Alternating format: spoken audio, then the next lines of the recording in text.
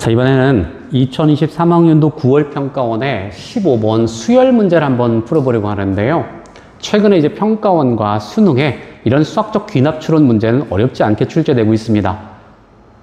뭐 그냥 충분히 연산하면 누구나 풀 수 있는 그 정도의 난도로 나오고 있거든요.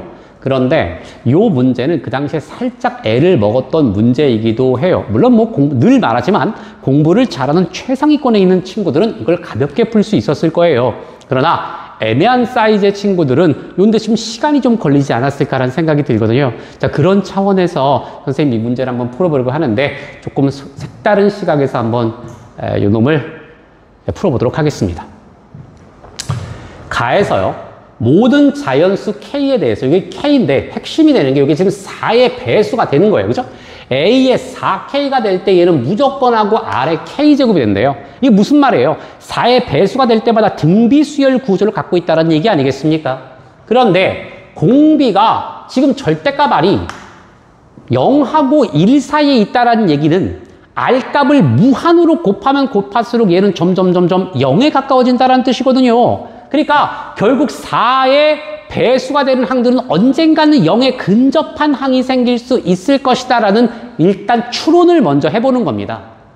그리고 시작을 한번 해보자는 거거든요. 자, 그래서 선생님이 먼저 A의 4K라는 애가 있는데 내가 이 값을 잘 모르겠으니까 A라고 놔볼게요. 그러나 이 값은 K가 엄청나게 커져 나갈 때 거의 0에 육박하는 숫자가 생길 것이다 라는 걸 먼저 머릿속에 염두를 해두는 겁니다.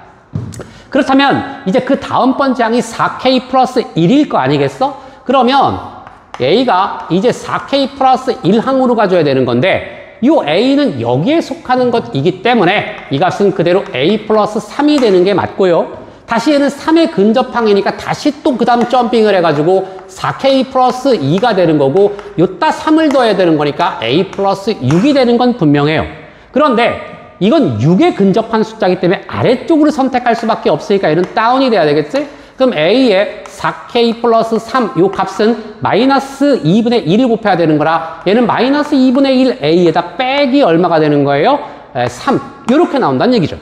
그런데 이 값은 다시 또 마이너스 3에 근접한 값이고 그러면 위로 선택해야 되기 때문에 다시 요는 A의 4K의 플러스 4는 3을 넣어야 되기 때문에 마이너스 2분의 1 A다. 이렇게 나오게 된다는 겁니다. 아, 여기서 엄청난 것을 알았습니다. 자, 봐봐요. 얘가 지금 4의 배수일 때 A였잖아. 요거 봐봐. 요거 4로 묶어버리면 4의 K 플러스 1이지. 그런데 얘네들과 얘네들 사이는 등비수열이라고 했잖아. A가 마이너스 2분의 1 A가 됐기 때문에 얘가 바로 공비가 됐다. 그래서 R의 값은 마이너스 2분의 1이 됐다라고 하는 엄청나게 중요한 사실을 우리가 알게 됐다. 그런 뜻입니다. 그런데 모든 자연수에 대해서 우리가 지금 다 성립하고 있다라고 되어 있는 상태 아니야? 자, 그렇다면은 A의 4라고 하는 애가 이렇게 있을 거 아니겠어? A의 4. 시작해보자. 왜냐하면 K에다가 1을 넣어도 별 문제가 없는 거기 때문에 갖다 집어넣어야 돼. 그런데 방금 A4는 여기 K에다 누구 집어넣은 거야? 1 집어넣은 거거든. 그럼 A의 값은 결국 R이란 얘기야. 그래서 얘는 마이너스 2분의 1 이렇게 되는 것부터 추론을 해 나간다. 이런 뜻이 되는 것이지. 얘는 4라고 하는 하나의 사이클을 갖고 영원히 뻗어나가는 거거든. 그럼 A의 5라는 건 다시 여기다가 얼마가 되겠어? 그 다음 숫자의 값은 뭐 2분의 5 이런 식으로 갈 거 아니겠니? 그러면 자, 잘 봐.